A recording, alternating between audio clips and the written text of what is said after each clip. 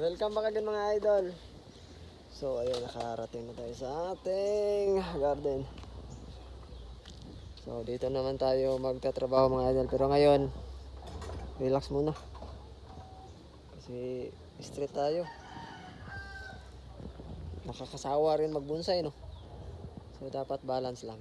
So life muna tayo ngayon, life. Hindi muna sa bonsai. So sa relax muna, relax. Pero bukas tatrabahoin natin ito. Hibiscus ng kaibigan natin. So dito siya kanina. Bye! Ugma na lang ni bye. Chill sa taron. And pagkatapos nito mga idol, prepare tayo sa mga entry natin for upcoming competition.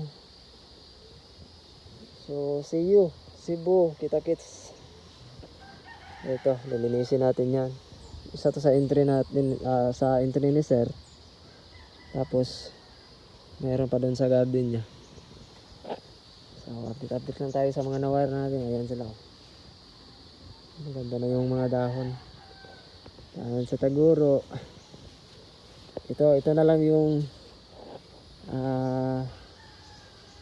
anong tawag dito, pagkakaabalahan natin ngayon. I-card natin siya kung hindi iinit yung panahon kasi ang init na, sana dumilim ulit. Yan lang mga idol.